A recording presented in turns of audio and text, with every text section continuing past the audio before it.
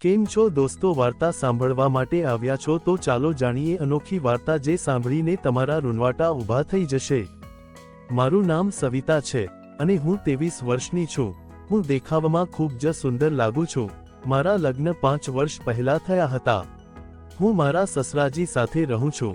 મારા પતિ કામમાં એટલા વ્યસ્ત હોય છે કે તેઓ ઘરે 7 કે 8 દિવસે આવતા હોય છે અને ઘણી બધી વખત તો તેઓ જાજા દિવસ સુધી ઘરની બહાર રહી જતા હોય છે।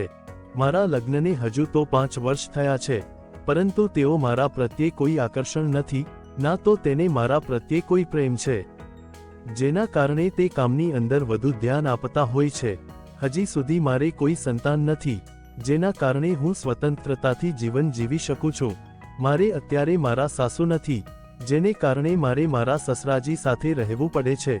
મારે સાસુ ઘણા સમય પહેલા મૃત્યુ પામ્યા હતા। મારા સસરાજી મને હેરાન નથી કરતા, પરંતુ ઘણી બધી વખત તેની વાત કરતા હોય છે ત્યારે મને પણ રડવું આવી જતું હોય છે।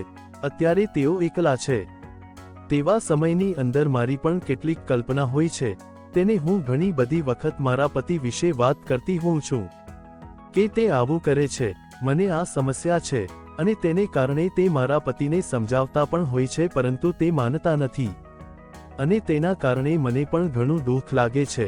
પરંતુ હવે ધીમે ધીમે મને મારા સસરા ખૂબ ગમતા ગયા હતા અને મેં નક્કી કરી લીધું હતું કે હવે તો મારે આના માટે કંઈક કામ કરવું પડશે। એક વખત જ્યારે રાતનો સમય હતો ત્યારે મારા સસરાજી તેના રૂમની અંદર હતા। હું ત્યાં બેસવા ગઈ અને ત્યાં જઈને મેં તેની સાથે વાત કરવાનું ચાલુ કર્યું। મેં તને કહ્યું મારે કાર સાફ કરાવી છે, મારે તે સાફ કરવાની ઈચ્છા છે અને કોઈ પણ મારી મદદ કરતું નથી અને તમારા દીકરા પણ મારી મદદ કરતા નથી, તો શું તમે મને મદદ કરી શકશો? આ સાંભળીને તે મારી સામે જોઈ રહ્યા। મને થયું કે મદદ માંગવામાં મેં ભૂલ કરી છે। જો મારા પતિને આ વાત કરશે તો તે મને ઘરની બહાર ધક્કા મારીને કાઢી મૂકશે।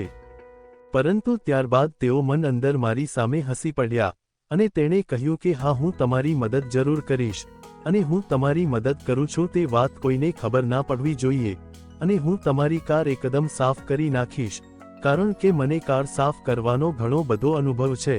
આથી હું ખૂબ જ ખુશ થઈ ગઈ, કારણ કે મારું કામ પણ થઈ જશે અને તે એક અનુભવી માણસ પણ હતા અને ઘરની વાત ઘરમાં રહેશે। અમે સાફ કરવાનું આયોજન કરી નાખ્યું હતું। જેવો સમય થયો એટલે એ મને બોલાવી। હું તેમની નજીક ગઈ। હાથમાં તેણે સાફ કરવા માટે મને એક નાનો એવો પાઇપનો ટુકડો હાથમાં આપ્યો અને તેણે કીધું તમે પાછો ફરીને ઊભા રહો।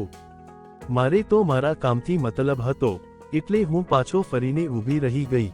પછી તેણે પાછળથી જ કાર સાફ કરવાનું ચાલુ કર્યું। ઘણા સમયથી કોઈએ સાફ નહોતો કર્યો। કાર રાતી થઈ ગયેલ હતી, પણ શરૂઆતમાં જ તે સસરા અનુભવી કારીગર હતા। તેમણે સતત થાક્યા વગર કલાક સુધી પાઇપથી કાર સાફ કરતા રહ્યા। હું પણ તેમને મદદ કરી રહી હતી। હવે અવારનવાર જ્યારે પણ નવરાઈ આવે છે ત્યારે અમે બંને કાર સાફ કરી નાખીએ છીએ। હવે એ કાર મસ્ત થઈ ગઈ છે। ધન્યવાદ વાર્તા સાંભળવા માટે દોસ્તો।